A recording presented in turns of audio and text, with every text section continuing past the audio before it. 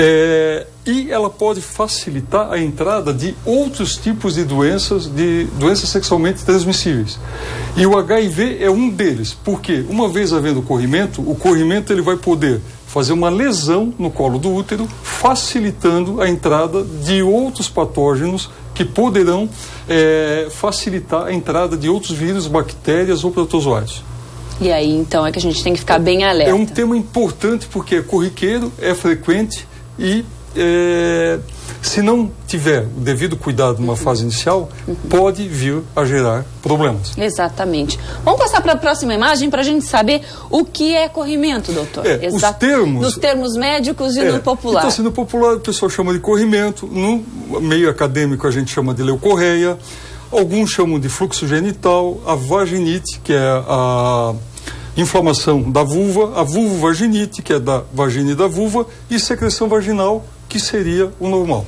Então, esses são termos que na literatura poderão ser encontrados e vão ser relacionados ao termo corrimento, que é o mais popular e que as pessoas entendem de uma forma mais direta, mais objetiva. Perfeito. E, doutor, a gente foi às ruas, porque as mulheres têm dúvidas, né? Vamos lá. E aí a gente separou algumas para perguntar direto para você. Pode rodar a primeira pergunta.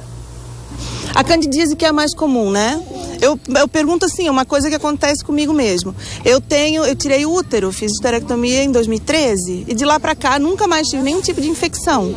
Eu queria saber se isso tem a ver com a retirada do útero ou não. Ou se é uma coincidência, ou se a minha imunidade melhorou. Isso é uma dúvida que eu nunca perguntei pro médico. Confere ali pra mim o nome dela, por gentileza. Boa tarde, é uma boa pergunta. O que ocorre é que o útero, até a próxima imagem na sequência, se puder mostrar, fica mais fácil. O útero, ele espelha uma secreção que, devido ao período que a mulher esteja passando, pode propiciar, fica mais lubrificada a vagina pela presença do útero, mas não justifica retirar o útero para não ter corrimento. Mas a ausência dele pode reduzir em 20% a 30% dos corrimentos. Essa foi a Daniela, doutor. Daniela, então aqui, essa parte inferior, o que nós estamos conversando hoje é nessa região aqui, ó. Nada daqui para cima, tá?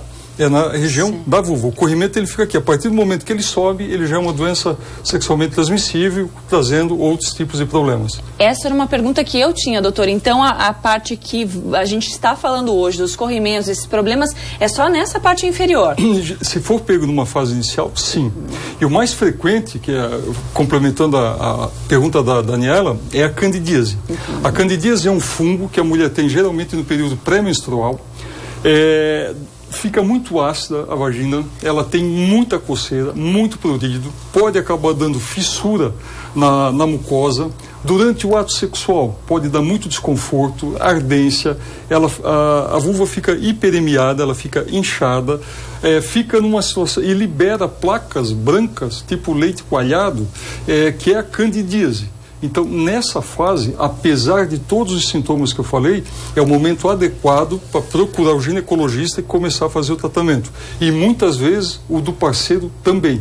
Não adianta tratar somente a mulher, porque vai se autocontaminar. E qual que é o melhor tratamento para a candidíase? Os tratamentos nós temos inúmeros, mas são antifúngicos, no caso imidazólicos, cetoconazóis e itraconazóis.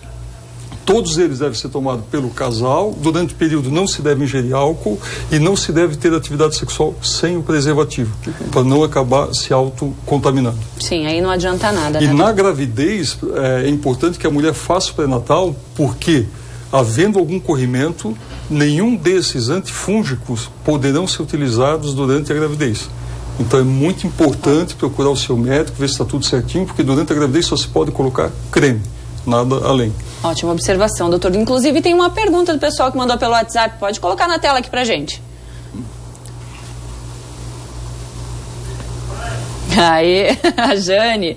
A minha filha tem 11 anos e sempre a calcinha dela tem corrimento. O que eu faço? 11 anos tem a filha da Jane. Oi, Jane. Obrigado pela pergunta. Boa tarde. E assim, criança costuma brincar muito no bar, em calçada. Então, muitas vezes, ela pode ter pego, isso é normal, alguma bactéria, e essa bactéria está proliferando, a peça íntima da sua filha está ficando mais amarelada. O ideal é levar no pediatra ou no ginecologista, porque muitas vezes as pessoas associam a consulta ao ginecologista tendo vida sexual ativa.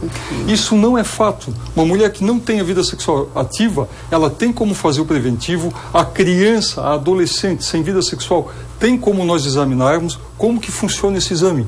Nós pedimos para a mãe deixar a menina 12 horas sem tomar banho, para ter um acúmulo da secreção na região do ímen, e com um cotonete, com um equipamento apropriado, a gente faz uma coleta externa, põe num frasquinho, no tubinho, manda para o laboratório, vem o laudo e a gente faz o tratamento de acordo com o peso e a altura da menina.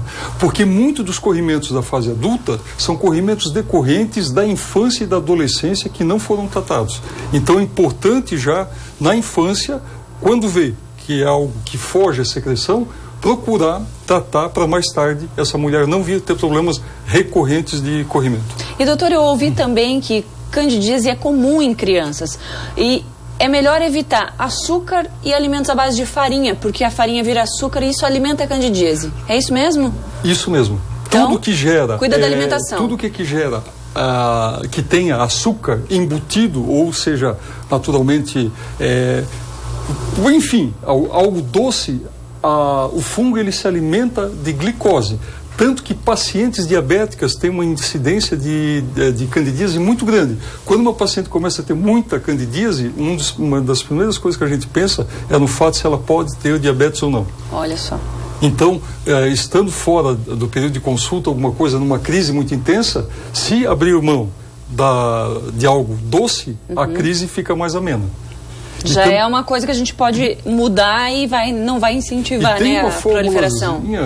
Gisele, em casa que as mulheres podem fazer até conseguir chegar no consultório, que não vai prejudicar a consulta, é bicarbonato de sódio, porque como a cândida é ácida e o bicarbonato é alcalino, é diluir 1 colher de bicarbonato de sódio para cada 2 litros de água, só para fazer um banho de assento ou limpar a região com o bicarbonato de sódio umedecido nessa água, já retira o prurido, a ardência até ela conseguir chegar no médico dela. Bendito, o bicarbonato de sódio. Esse serve para tanta coisa, né, doutor? Sim. Tem mais uma perguntinha aqui. Da Silvia, queria saber se corrimento pode ser candidíase. E quando sangra, o que poderia ser? É mais perigoso? Silvia, obrigado pela pergunta. Quando sangra, foi aquilo que a gente colocou no começo. É porque talvez já seja crônico e esse corrimento esteja afetando o colo do útero e, eventualmente, você possa estar com uma feridinha de colo do útero. Sangramento mais corrimento que não é tratado, ele vai poder evoluir. Tanto que, uma vez não tratado, é a principal causa de infertilidade, que é dificuldade para engravidar, de dores pélvicas e de feridas no colo do útero. Então, por isso que a gente sempre lembra, está com corrimento, procura o seu ginecologista para ele poder sanar já logo no início e não deixar evoluir. Maravilha. Quero colocar mais uma enquete aqui. Pode rodar para mim? Cheiro, quando a gente tem aquele corrimento normal do dia a dia, é uma coisa. Agora, quando ele tem um odor diferente, né? Isso é só infecção ou pode ser alguma outra coisa? Muito bem, essa foi a pergunta da Daiane. Mas o doutor vai responder só depois do intervalo. Pode ser, doutor? Com certeza. Então a gente volta já.